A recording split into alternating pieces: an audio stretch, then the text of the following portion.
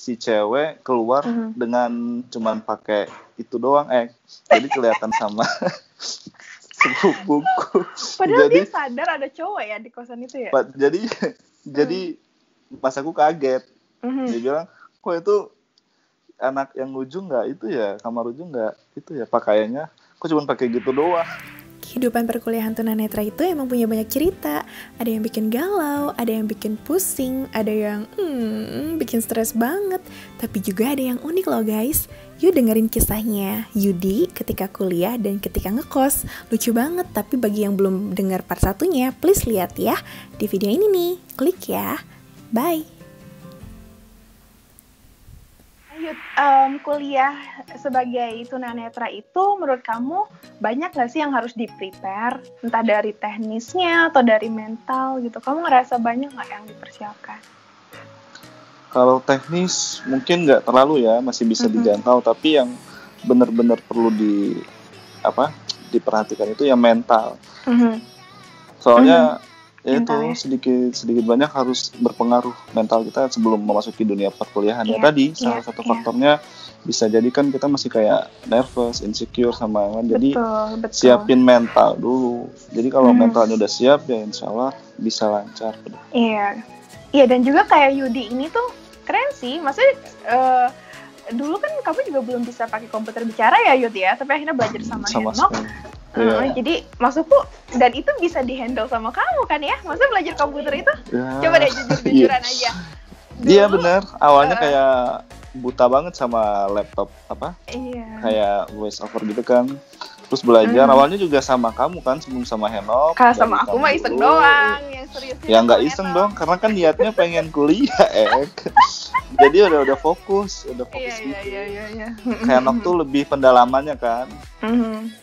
Nah, jadi say hi dong sama Henok. Hai Henok. Ya Henok, tadi aku juga chat dia sih Henok. Oh gitu. Oke, jadi gitu. Jadi awalnya emang sulit banget kan, yang buat 10 jari segala macam. Kadang masih suka tanya-tanya Henok kan buat nyimpen file terus kirim email. Kadang sampai sekarang pun kadang aku suka masih nanya sama Henok.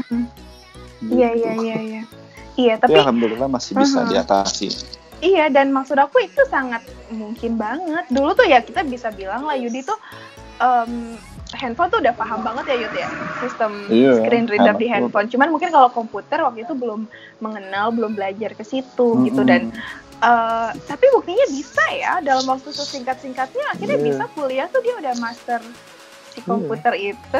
Dan aku masternya. Makanya yang penting diniatin, intensif atau mungkin kita praktis, iya nggak sih? Iya, benar. Iya. Tapi nggak sesulit yang dibayangkan kan, Dit? Masa belajar komputer itu nggak susah kan?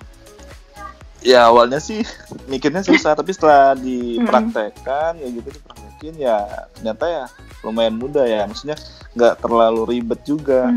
Yang penting kalau udah ngerti keyboardnya, ya udah ngerti keyboard aja sih dulu.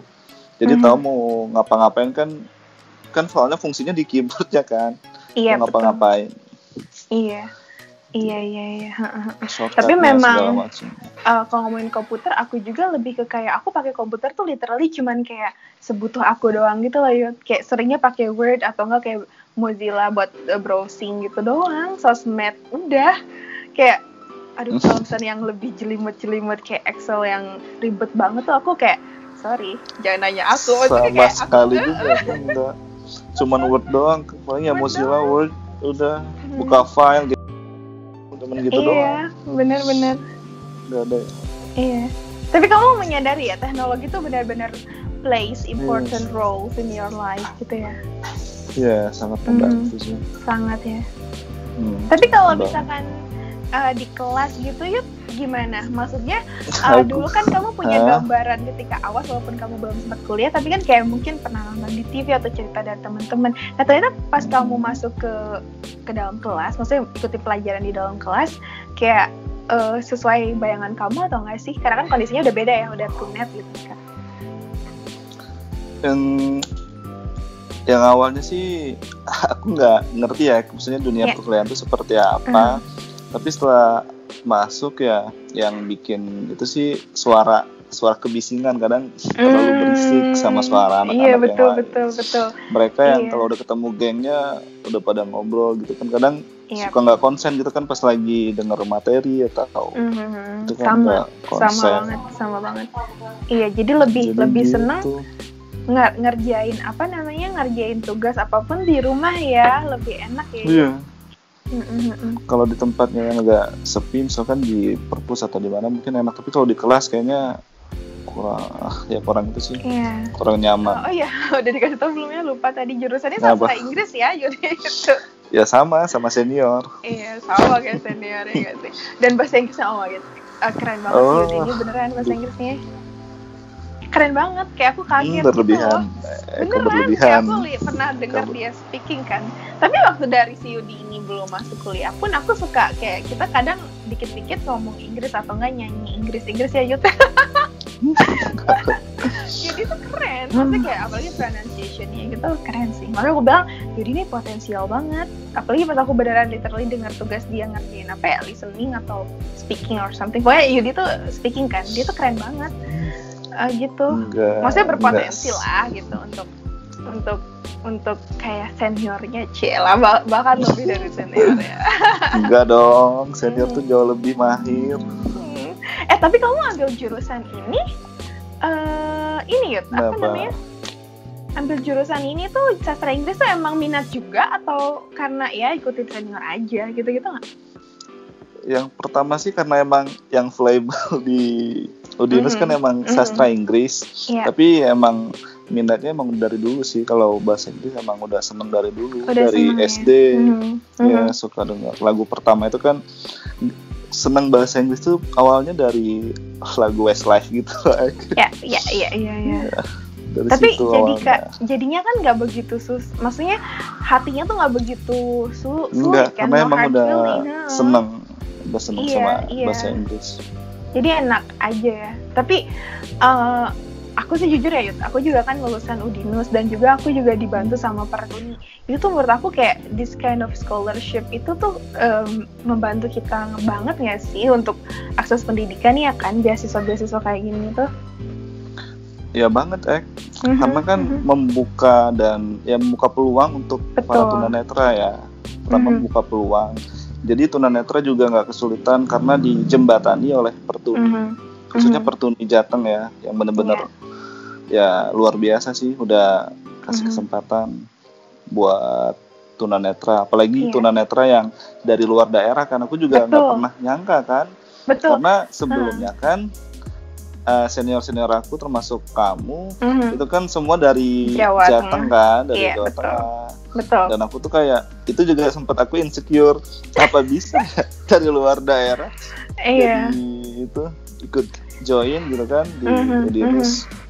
Iya, aku pun dulu ini tuh kasus pertama sih, maksud aku kayak tapi ini bagus banget, ini percontohan bahwa menurut aku untuk kesempatan itu siapapun dari manapun itu bisa banget gitu loh untuk ambil beasiswa ini. Karena ini maksud gini, dengan adanya Yudi kuliah di Udinus padahal notabene dia orang Bangka Belitung gitu ya, maksudnya bisa. Jadi kalau misalkan nanti just in case ada dari Riau atau dari mana kan bisa diadvokasi juga gitu loh untuk masuk Udinus dengan melalui jalur beasiswa itu. Oh ya guys, buat kalian yang pengen tahu beasiswanya tuh beasiswa apa sih? Beasiswa kuliahnya kalian bisa check out di link ini ya, di video ini. Oke, klik nonton sampai selesai. Oke deh. Oke, Yud, sekarang aku kepo nih sama jurusan sastra Inggris walaupun aku udah kuliah di situ ya. Cuman just in case aku sendiri tuh kayak feeling comfortable aja kuliah di jurusan ini. Cuman kan aku pengen tahu nih dari perspektif kamu. Menurut kamu jurusan sastra Inggris tuh sangat bisa dijalani sama tunanetra nggak sih? Atau banyak nggak aksesibelnya? Secara keseluruhan sih sejauh ini semuanya bisa diakses sama tunanetra, termasuk file gitu, pembelajarannya, terus cara penerimaan dosennya juga, dosennya juga baik-baik ya, nggak menuntut yang macam-macam. Kalau emang tunanetranya punya kendala, mereka kasih keringanan gitu. Betul. Gitu. Jadi kalau ada file yang formatnya nggak bisa kebaca di Word, itu bisa di convert biasanya. Tapi sebenarnya kalau kita mau jujur-jujuran, ada satu hal yang menurut aku nggak aksesibel, cuman itu bukan berarti kita give up sih, karena si dosen ini biasanya ngasih modifikasi tugas, ya kan? Ya nggak Yud? Maksudnya kayak misalkan, mungkin kamu pernah nemuin kasus lain lah, misalkan kayak suruh nonton film atau apa, I don't know. Cuma waktu zaman aku tuh, ini kayak phonetic phonology gitu loh, kayak simbol bunyi gitu loh. Kayak kan, kalau orang awas kan bisa ngegambar kan, ada simbol bunyinya kayak diftong, kayak gitu-gitu. Nah itu kan nggak bisa tunanetra menciptakan tulisan. Aku malah lupa itu semester kedua sih. Iya betul. Baru tahun lalu. Iya, nah tapi kan dimodify tuh sama si dosennya. Kalau kamu ada nggak yang kayak gitu-gitu? Mungkin pelajaran lain? Biasanya sih kalau simbol, kalau aku sendiri nggak pernah dikasih simbol-simbol ya. Paling soalnya diganti ke yang lain gitu lah. Jadi kayak lebih fokus ke teorinya aja. Jadi kayak analisisnya aja. Sama sih, kayak gitu. Jadi emang tapi kan itu dimodifikasi kan sama si dosen. Jadi kayak seharusnya misalnya kalau orang awas lain misalnya gimana sih simbol bunyi kayak diphthong gitu, long diphthong tuh kayak gimana simbolnya. Cuman kalau kita suruh describe kan, maksudnya gimana sih previous misalkan th sound tuh, oh my god, teori banget. Iya, teori. Kayak th sound tuh harus kayak gimana, kayak gitu-gitu kan. Tapi it's not a big deal lah ya buat kita, tetap bisa jalani. Dan satu lagi aku juga lupa. Ini semester yang lalu sih, yang nonton video gitu kan, terus disuruh bikin summary gitu kan. Itu jujur berat, karena kan kalau nonton sendiri tanpa kita melihat visualnya, itu akan sangat membingungkan walaupun kita ngerti atau paham film itu, tapi kita juga harus perlu visualnya kan. Itu yang bikin ribet sih, agak ribet pada saat UAS kemarin itu.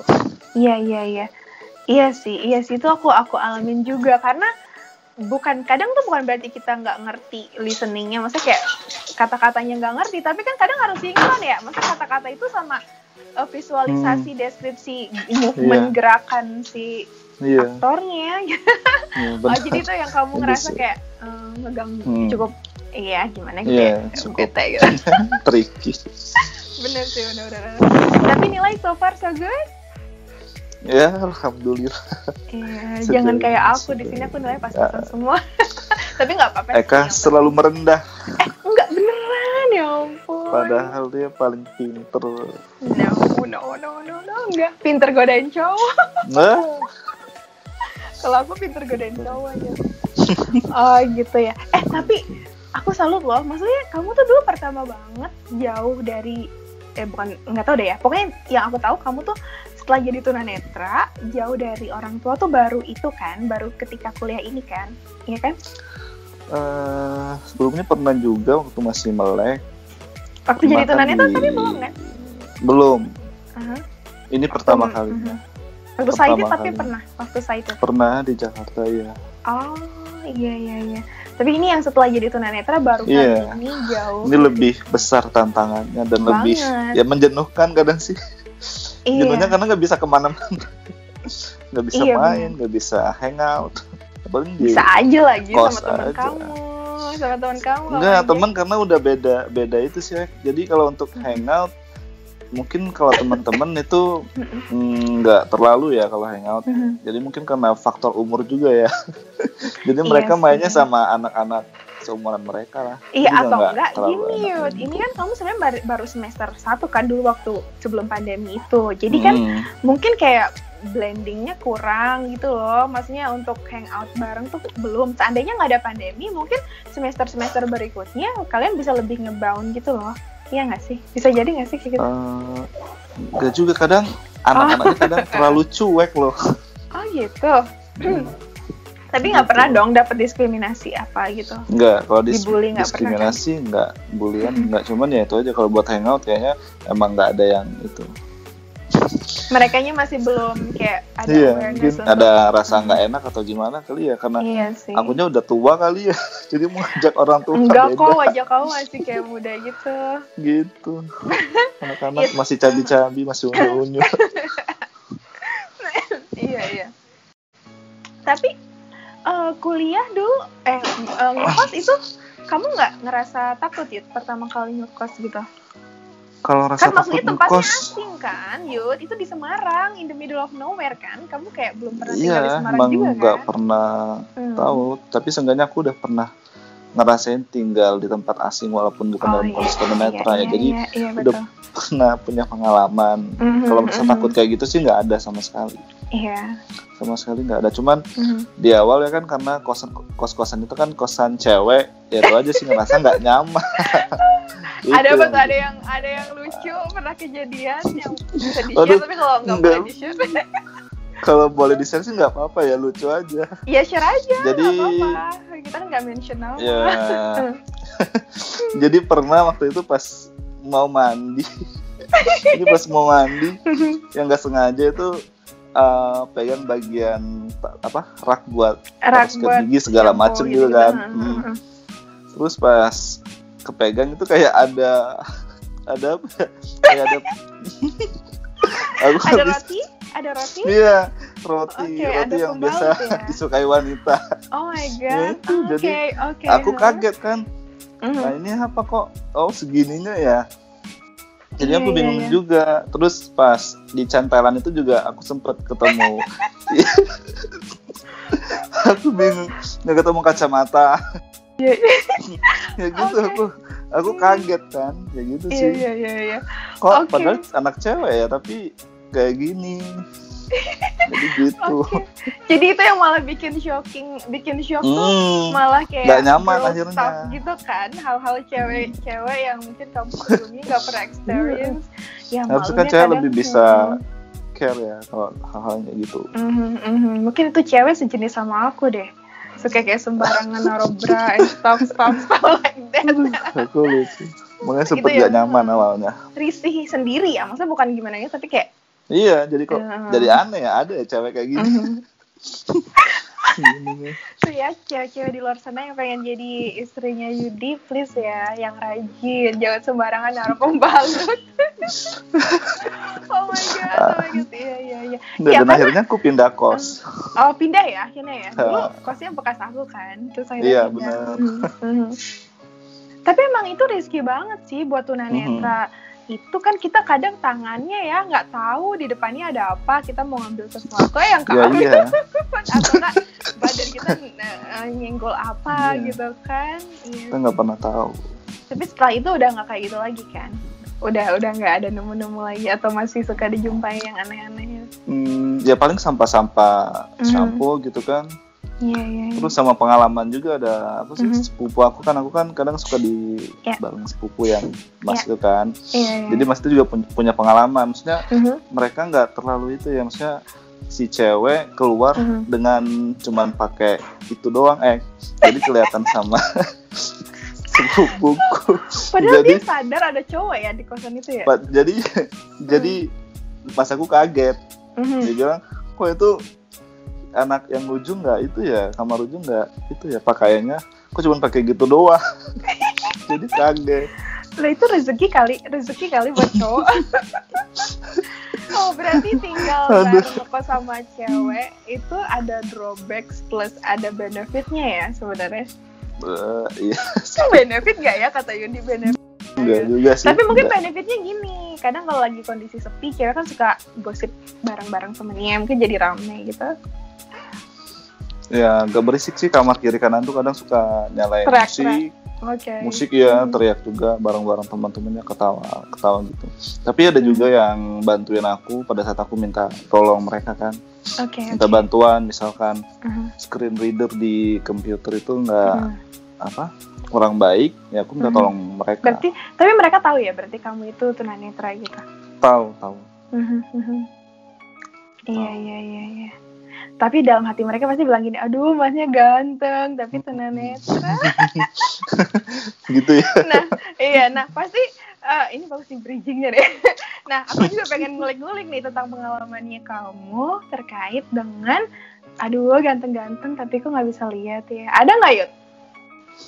Ada sih yang bilang gitu, tapi tapi tenang, jangan di-share di sini.